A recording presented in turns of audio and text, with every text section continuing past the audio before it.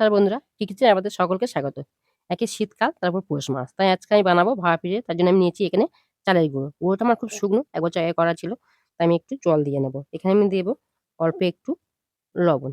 লবণটা স্বাদের জন্য। এখানে আমি অল্প, অল্প করে জল দেবো এখানে।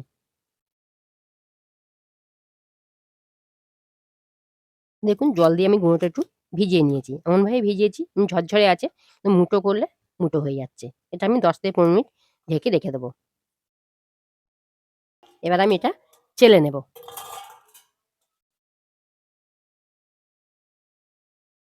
দেখুন চেলে নিয়েছি। আমি এখানে একটা বাটি নিয়েছি। বাটিতে আমি এইভাবে অল্প, অল্প করে ছড়িয়ে দেব।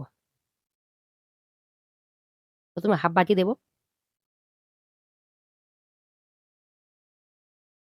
এর উপর থেকে আমি নারকেলের পুর করে রেখেছি দিয়ে দেব।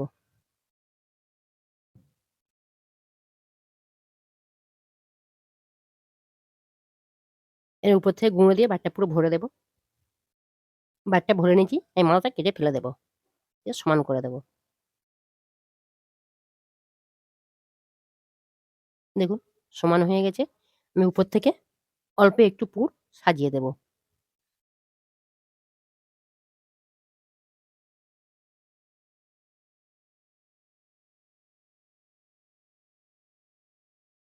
আমি একটা কাপড় নিয়েছি। কাপড়টা এর উপরে দিয়ে দেব। এবার ধরবো। ধরে এটা বের উবুড় করে দেব। আমি আগে থেকে জল বসিয়ে দিয়েছি। একটা ঝাঁঝরি ডেকচি বসিয়ে দিয়েছি। আমি এটা এর উপরে এভাবে উবুড় করে দেব। দিয়ে একটু ঢেকে দেব। এবার আমি বাটিটা তুলে নেব। বেশি সময় লাগে না। ১০ থেকে ১২ মিনিট সময় লাগে। এটা আমি ঢেকে দেব। দিয়ে ভাপিয়ে নেব।